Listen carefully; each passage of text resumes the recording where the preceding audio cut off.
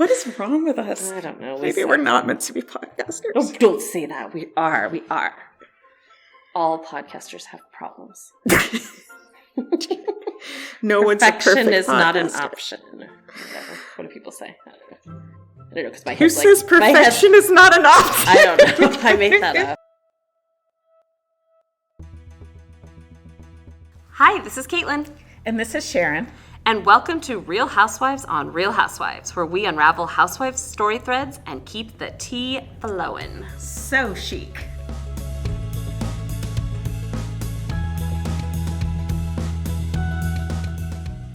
Hold on to your bubbly. In today's episode, we're digging into Ashley Darby from Real Housewives of Potomac, Season 7. So Ashley's an original cast member. She was a Miss District of Columbia. She married Australian Michael Darby, who Wikipedia called a restaurateur and large-scale realtor. That was in 2014. He's 29 years older than her. They have two little boys, Dean and Dylan, but they did announce in April of 2022 that they are separating. So our verses for this season are Ashley versus Candace and Ashley versus Michael Darby, her now ex-husband. So since you're new to Potomac this season, I'm curious, what do you think about Ashley? So I found her annoying. And I feel really bad because I got the feeling I was supposed to like her. Yes, you were. And I didn't like dislike her or hate her. Yeah. She just got on my nerves, and all her dancing got on my nerves. Okay, the dancing was, as my children would say, cringe. I mean, I was like, why do you keep doing it? I actually don't understand why they made that seem like a resume point for her. Like, guys, she's got TikTok dances. Like, that was supposed to give... I don't understand what that was supposed to bring to her this season. I'm not sure. No, so this isn't... I figured this was like an every season thing. This is just like a fairly recent thing. Okay. Well, no. She's like dancing. Like, she did a performance in something, and... I think she did the dance class. Like, she likes dancing. But it's not like we've ever been, like, subjected to So I've always liked her. I've always kind of felt bad for her because, and we'll get into it, her husband kind of sucks. And so I've always felt like a soft spot for her because I think she's really fun and she was always the young one. And I like to think of myself as also the young one when I think young, about fun one. Yeah. Okay, but I have information that I think will make you like her better, and that is that she and I share a birthday. I feel like your face was just like, I thought you were looking for something way more interesting. Well, I'm sure I share a birthday with a lot of wacko people. I'm not calling her wacko, but like, we don't have to all be buddies. Is your birthday buddy is not your BFF. That was my whole thesis. There's only 365 days in a year, and there's like 7 billion people. That's true. I know, and I say that, and it's like half the people in our family was like born on the same day. It's like my mom and my son, and my brother and his son. So I guess it's more common. 3 of mine were born on the same day. But that's true. But they were also born on this. Literally. She is 7 years younger than me, so. But I thought it would be more than that, actually. So I felt better that she was still born. Because you thought she was younger, you were older. I thought I was older.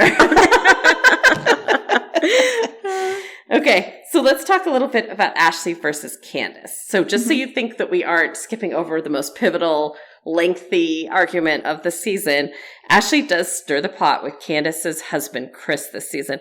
Now, Ashley starts it by saying that Chris slid into her DMs, which then leads to Giselle saying that he made her uncomfortable when they were trying to talk after the reunion.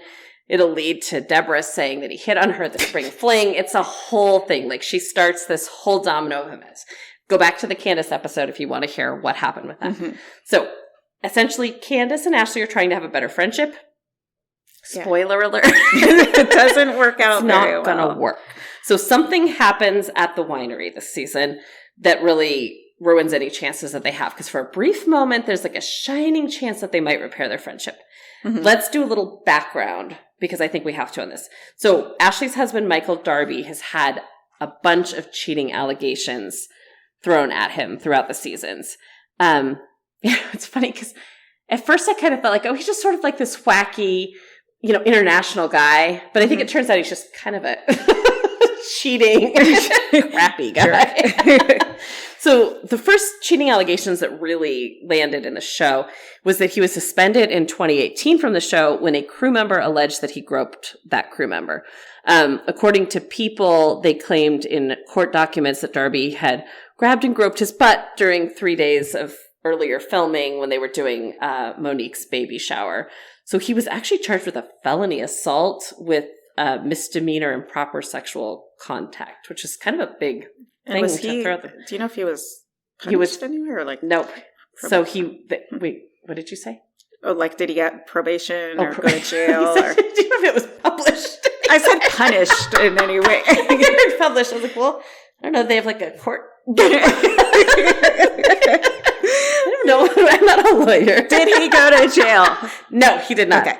And it never, there wasn't enough information, so it burned out.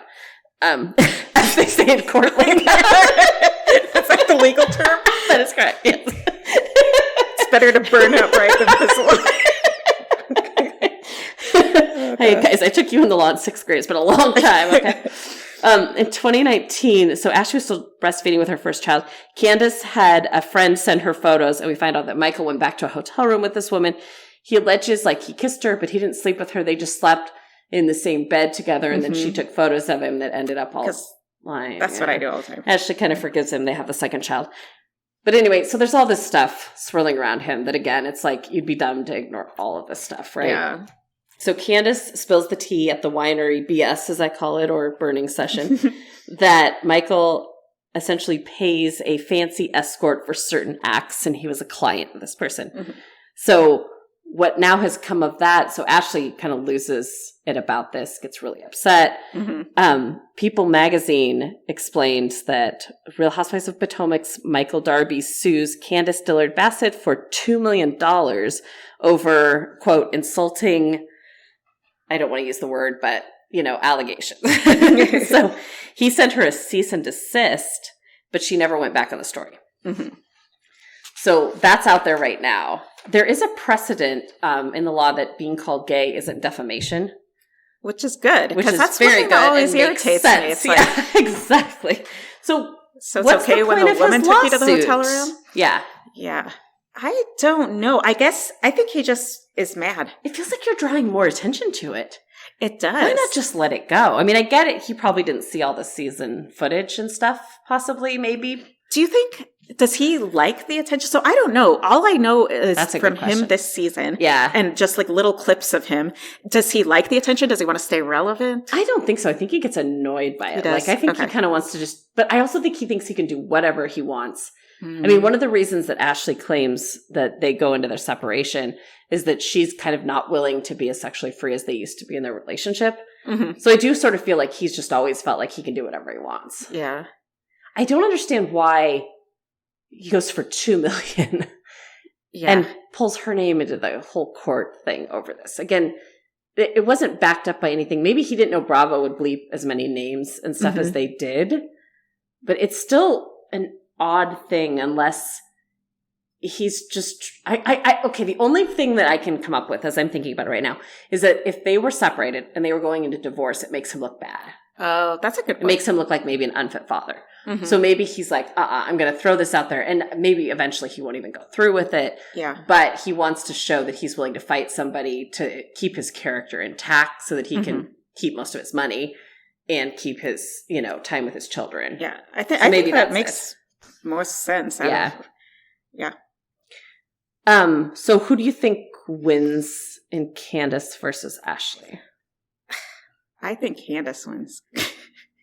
But this is weird. I think Candace wins because Ashley totally stirred the pot there. Mm-hmm. Okay, Candace wins because I like Candace and she's my favorite. Right. And I found Ashley annoying. Yeah. But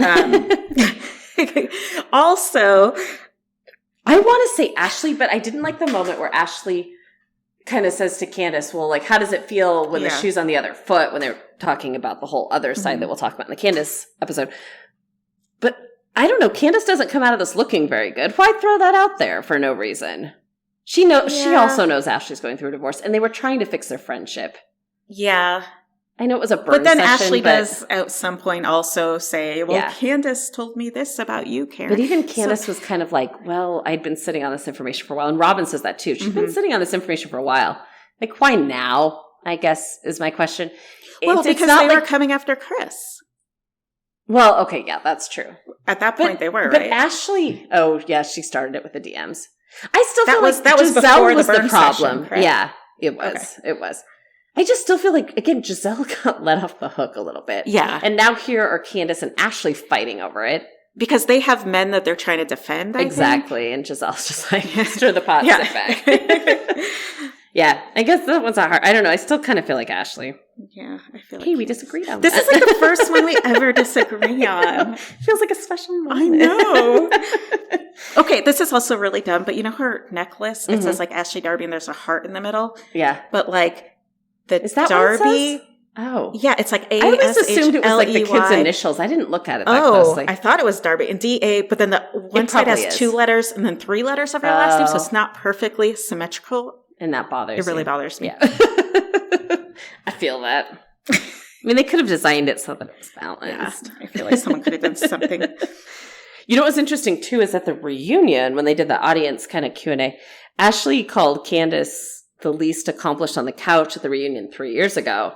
And Andy points out, if you like look at her now, you were saying back then that she couldn't pay for her house, that her mother was paying for it for her. And now she's probably the most accomplished, and you and she have kind of switched places. I thought that was a real like editorial moment for Andy. It was like, you're what are you, Giselle? Yeah. Like you're stirring the pot. Well, so I wasn't aware of that, obviously, but when they showed it, like the whole clip, I was really glad that they brought that up because I think that was just so dismissive and insulting to Candace before. Yeah. Granted, I didn't see those seasons. There was some other stuff going on that makes it, but still, I agree with you. It wasn't fair because an issue with a lot of the housewives across the board is other people are funding the bill for certain things. Didn't she marry a very rich man? Right. So it's like, what are you saying? Yeah, I know. I do agree with that. So, yeah. I mean, because Candace has done this. She got a degree. Yeah. She, her music career's taken off. Yeah. And Ashley's dancing on TikTok. Yeah, she's dancing in a music video, and then she's dancing on TikTok. Now that you say it. Hey, she also had one single, okay? And she sang it at a Pride celebration. Oh, I didn't know that. I feel like you were trying to be really nice. Like, okay. Well, maybe I'll like her a little. We'll play it later for you. All right, let's go on to versus Michael Darby, because that's really the issue with Ashley for the majority of the season. So they start out the season, and she explains that they're getting separated. Everyone's kind of like, are you, aren't you? Mm-hmm. What's the story there? There's a lot of not believing her. Now, this isn't their first separation. She moved into an apartment between seasons 2 and 3. They reconciled and then had the boys. But then ultimately, the separation seems to stick. They're talking about getting a divorce. Ashley says they're moving in different directions because she's not drinking anymore. They have the kids, so her attention isn't fully on him. Mm-hmm. And she doesn't want to do threesomes anymore, is what she basically I used to be cool with that, but now I'm not. Yeah, it kind of almost sounded like that's all it came down to right there. Like the bottom line. It's hard to fit that in the divorce paperwork. Yeah. Reason for separation. Threesomes. Having them? No, not having them. Withholding of threesomes. I don't know what that falls under legally, since I'm such an expert. So you have to separate for a year in Virginia before you can get a divorce, which is interesting. That's weird. And then she seemed all like obsessed with that when I think the lady was like, well, no one could. They didn't make it seem like the lawyer cares. I don't think it seems like it's that big a deal. Like, I don't think anyone's walking in the house and being like, rule in the books. But it's like you have to wait a year to file the paperwork. Which is what I feel like it is. A little annoying. Yeah. If I want to get a divorce, I want to get a divorce, man. You're not waiting a year. Exactly. Well, what they decide to do with that time is that they might buy a house together for her and the kids. And she initially says it's going to be under their LLC. We learned later that Michael never made an LLC. He wouldn't do that without her knowledge. And what's up with that? And this is where I'm like, okay, I know LLC stands for a limited liability company, but like, what's the company? I don't understand how that works. Like, I don't understand if like they are treating their relationship as a business and then they're going to file it under the business. Buy it? I don't know. And what's the benefit of that? I almost feel like she just used a word to say like, hey, we've got a plan for this. Get off my back. Or maybe he just told her like, hey, we're going to do it like this. And because I'm what did I say he was? He's a large scale realtor and I know stuff. Large scale. So not small houses, big ones. Everyone told her this is a bad idea. Everyone. Like the lawyer, her like family. When they say like find one person who can who agrees with you. Yeah. Regardless, right? So let's talk, I guess, a little bit about the prenup. fulfilled her years on the prenup. There was a point where she said but she was going to get half, but then she realizes at the reunion that she isn't going to get half. And I don't understand because they were going to redo the prenup after she reached that certain number of years. So the whole thing is really confusing. Yeah. She said, so there was a cheat sheet article. And it says, Ashley Darby says she'll only get spousal and child support from Michael in a divorce. Now, again, I'm confused about the word between alimony and spousal support. And she shouldn't said, the spousal and child support be enough for her to buy a house? You would think. Because she has to live in a house. Right. Exactly. And they thought it was like the lifestyle in which you'd become accustomed to. And again, if she has the kids most of the time, shouldn't he want to set them up? Yeah. But she said, it really just did not work out in my favor. She told reunion host Andy Cohen, essentially everything that Michael came into the marriage with is his. The money that Michael made that he put into other projects later is all considered his because of the source of the money. So I think they're acting like he didn't make much money.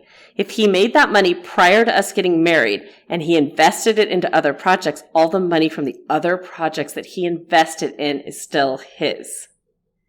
But isn't that new money made? Interesting. I wonder if that's really how it's done all the time. I don't know. I found that like, whoa, because I kind of understand it, but at the same time, it seems like such a cheat. Yeah, it does. Of the system. Like, the article also said like when asked by Giselle Bryant if she knew how much Michael's worth or where his money is, Ashley said no.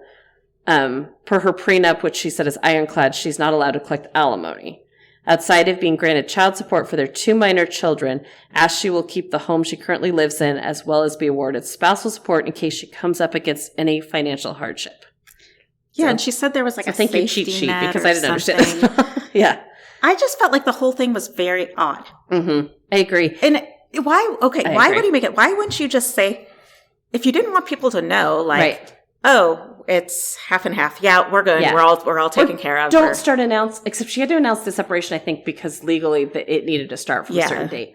But I almost wish she'd been like to the girls, like, so hey, we're getting separated. We'd also started looking at houses. We're going to finish that because I need a place to live with the kids. Yeah. That's going to be part of our separation time, but then we are going to get divorced and I don't want to talk about it. Just leave me alone, okay? What was also interesting, so there's a page 6 article in March where Mia said that Ashley Darby would have, and she used the term, secured the bag in the divorce without Luke. So she dated Luke, I'm going to say the last name wrong, Gulbranson. What does secured the bag mean? So that she would have gotten the money that she wanted. Oh, if she hadn't dated this Luke Gulbranson from Summer House. Huh. She said, had she not been distracted by her romance with it, and that she needed to spend more time worrying about Ashley and less time in the relationship. Then that got me thinking, so was Michael being punitive to her for having a relationship? Does this all come down to lawyers in the end? I think so too. And I think it kind of, that cheat sheet thing, I think essentially he's pretending all that money stemmed from his original money, not anything they got together. And maybe however he worded the prenup, she saw along the whole lines, oh, it's 50%, I get 50%. Oh. And he's knowing that all he's done is reinvest the same nest egg he had before, so it's all his money. So you're saying that she didn't fully understand the prenup going in, which that's definitely, I could see you're in love. You're like, okay, sign this prenup. Okay, I get, So what's interesting is they did purchase a multi-million-dollar house. Okay, I'm reading this that I found in the page 6 article. Under an LLC. I didn't, when I copied and pasted it, I didn't even miss that. So they did use an LLC to purchase it. Should I get an LLC? I mean, we should all get an LLC. You get an LLC. I really want one now. I know. I don't even know what it is. But she said in that page 6 article, I get my house. I also have some language in my separation and divorce agreement about some safety nets in case I have some financial difficulty. So she did get the house after all that drama. I mean, I guess that's good. She got the house. It sounds like she did child support. So maybe she is okay. Or maybe she's okay as she can be, knowing that first prenup was kind of cock-a-hooey. That's another legal term. I don't know. Who do you think wins in that? I think this Michael guy sounds like a huge jerk. Yeah, he is. Agree. So Ashley. And then he completely dropped himself from the show. So I think that was good because we didn't have to hear his crap this season. Mm-hmm. But at the same time, he never really explained it. It felt so confusing because, again, we're just hearing one side of it. Mm-hmm. And again, I don't trust his side at all. But at the same time, it's like maybe he could have explained some of the business stuff as to why they were doing it. It might have been total lies, but but it might have made it clearer because I think just hearing it from her side, it's like it sounded like she was throwing a lot of legal jargon that we didn't understand. Agree. I don't know. So if you guys want to follow us, go on our social media and let us know who is the best housewife in Potomac. You can share us with a friend. Candace. Sharon already has an answer for you, by the way. We're on both Twitter and Instagram at RH_on_RH. And remember, housewives bring the drama. We bring the receipts. Thanks for listening. If you enjoyed this episode, please hit the subscribe button. If you'd like to help support us, please share it with others and leave a rating and review. Also, visit us on Instagram and Twitter, both at RH_on_RH for fun pictures and polls, or email us at rhonrhpodcast@gmail.com. Thanks again, and remember to stay out of the shade.